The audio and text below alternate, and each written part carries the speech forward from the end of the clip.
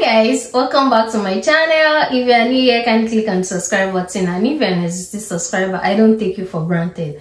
Today's video, we want to talk about things you should do if you are pregnant, things you should do before baby comes, and even after baby comes. So if you are pregnant, I wish you all safe delivery. For you and your baby, it's good news that is permitted in the name of Jesus. So let's dive into things that you should do as soon as you know that you are pregnant in Canada or in the abroad, especially in Canada, because things are not the same all over the world. I know in Nigeria, the way we can easily get things is not the same as the way we can easily maneuver things here. So number one is your finances. Put your finances together, because if you give birth in Canada, for the next 1 year, you will be on holiday. That means you'll be on maternity leave. I don't mean holiday. No, mothers, don't come for me. I mean, you'll be on maternity leave and you won't be able to work. Although some people can work, but if you work, that means you won't be on EI. EI is employment insurance. And if you're on employment insurance, you're not supposed to be working 40 hours, although you can work for like 10-20 hours. But I must tell you, my boss offered me some hours in this maternity leave, but when I did the plus and minus, it's just like I'm not doing anything, because what EI will give me, and what he wants to give me, he doesn't want to balance it up. So that means I have to report to EI every other week that, oh, I work 10 hours, I work 20 hours. It's not a lot of money. By the time EI slashes money, because EI pays like 50 cents per, I don't know, maybe that working is not even the same. That means for people that will not be working at all, won't get any other money aside maybe your CCB and your EI. And EI is like 25% of your gross income, and it's now being capped at $650 per week. Yeah, it's per week, not bi-weekly. $650 times 2. That's what they will pay you bi-weekly. And they will still remove their tax, of course. You see that it's not a lot. You should plan your finances very well before baby comes. Number 2 is sign up for daycare waitlist immediately. Like right now, I can't even count the number of waitlists that I'm on, because daycare is not for the faint-hearted here. Even like 2 years and above, they've not gotten daycare. It's now infants that will not get daycare, and you have to resume, except if you sign up for it. Over here, you can sign up for 18 months maternity leave or 12 months maternity leave. Most people go for 12 months really, except if you now want to do 18 months. Most daycares will take 18 months. But if you now want infant spot is from 0 to 2, which is like the difficult spot to get. You will get if you want $40 per day, if you want $35 per day, $45 per day. But if you want to get the $10 per day that government is subsidizing over here, that means as soon as you know that you are pregnant, as soon as you see the double red, please start signing up for daycare. It is very, very important. Daycare is like the biggest of the challenge of having a baby in Canada, I must tell you.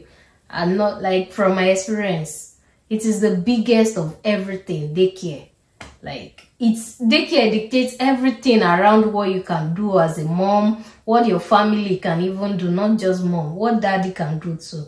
Daycare, it boils around daycare, because if they say your baby is sick, that means you leave work, you go and carry the baby. Unlike back in Nigeria, that we have help everywhere. My baby, I went back to work at 3 months, and I already have someone that sit at home with my baby. Like, I miss that woman, Sha. It is what it is. So sign up as soon as you know that you are pregnant. Start signing up for daycare, because sometimes it takes 2 years, it takes 3 years to even get a spot for daycare. So please start signing up for daycare. Another thing that you must do is prayer. My sister, you can't do anything without prayer here. Although they have a perfect system when it comes to their health system, but you know, there are two little errors that if one is not careful. I've had a story of someone that took epidural and she cannot walk. I've had a story of someone that gave birth and something went wrong.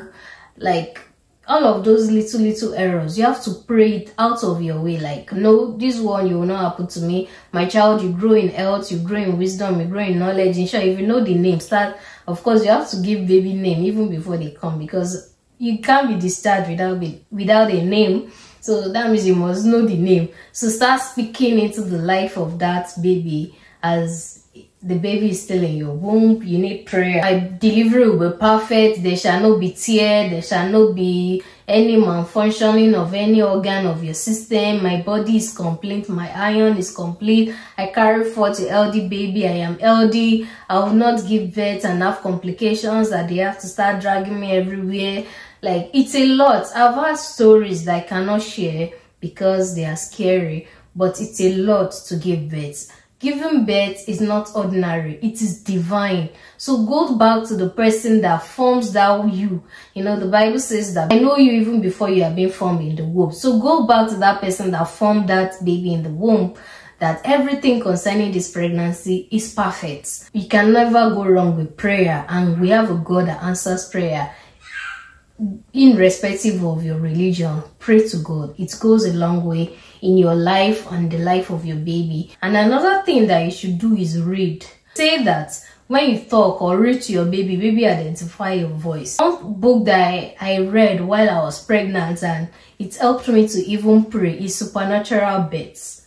It's online, it's on Google. I downloaded it on my phone and I read it every time. I pray those prayers. It helps a lot. It's prepare you for everything that you will need. I'll put a link to the Supernatural Birth in my description. If you need it, you can download it. It helps a lot if you are pregnant. Another one is your medication. If you are in Manitoba, there are some organizations or some stores that you walk into and they give you your prenatals for free. So I know Sobeys. If you walk into Sobeys, they will give you your prenatal drugs for free. So if you are pregnant, please make sure that your iron level and your medication, your prenatal medication, you take them constantly, please, for the development of yourself and for the baby. Another one that you should do as soon as you know that you are pregnant is start a registry. One thing I noticed here is that they will ask you, oh, do you have a registry yet? You know, where we came from, we don't do that. They will just bring gifts according to their discretion.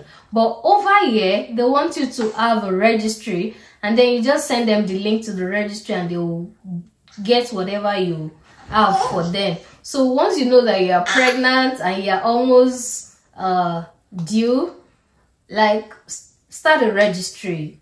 This place, you know your due date. And you know, one cultural shock for me was when they were, oh, when are you giving birth? Is he a boy? Is he a girl? So those are cultural shock that you have to just manage. You can't shy away from it. If you ask one or two persons that has given birth, YouTuber in short, you will know that these are things that they ask you. So start a registry, send it to them. They will ask you for those registry. So send it to your friends. It will help them or help you yourself to guide people on what you need, what you need, so they don't bring things that you don't need. So start a registry when you're almost due, if you don't mind. Another thing is your mom and baby list.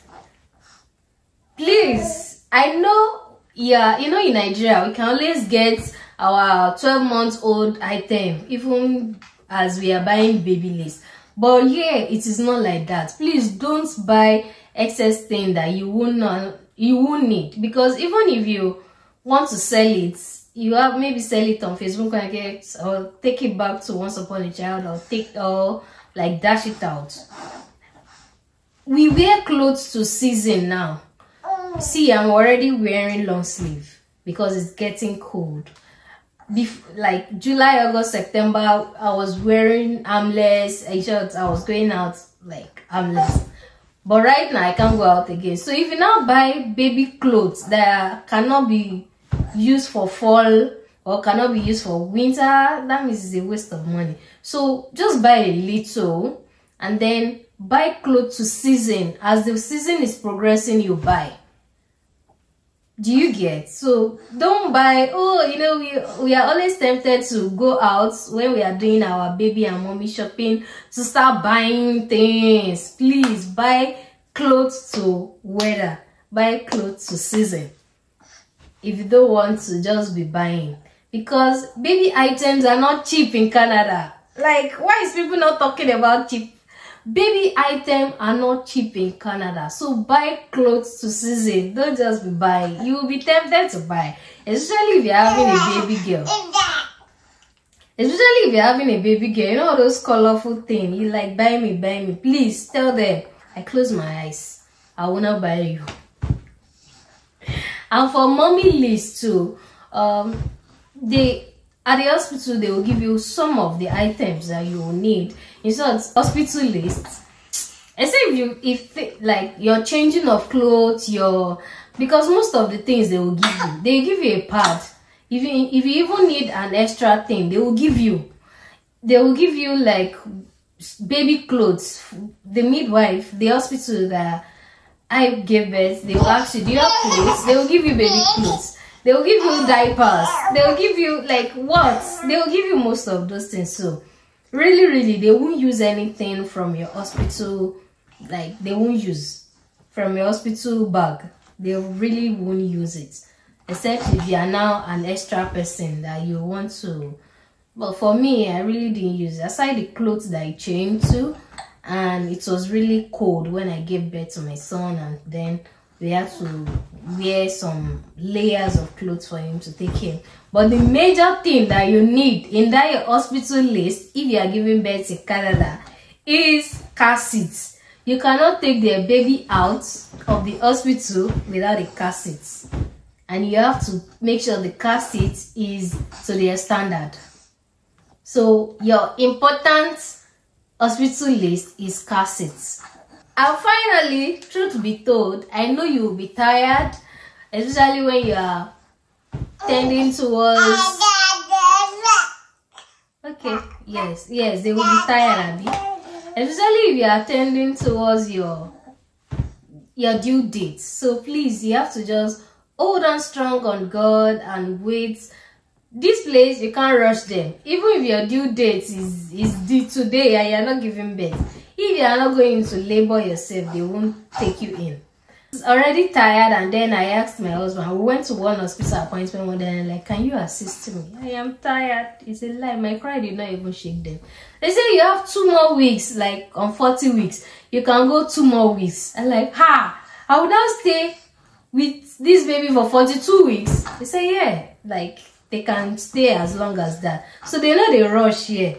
So just tell yourself that as you are getting towards your due date, that the Lord strengthens you. Just pray for strength and do things that you like with your pregnancy, with your belly, with your bum. Do things that you like. Take a picture. Those moments, you cherish it and you will miss it.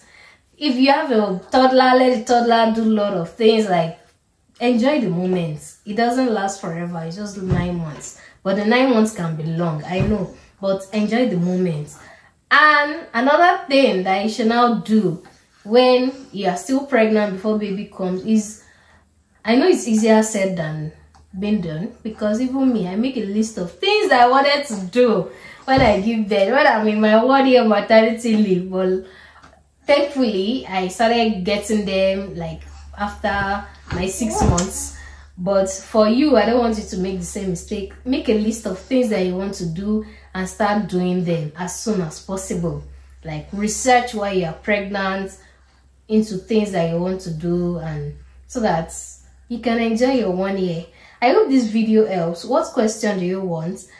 And if you watch this video to the end, please like it, share it, and also put a comment. It will make YouTube recommend this video to all the lovely moms that are pregnant. I don't even know what to buy. Send it. Let's help them. So see you in my next video.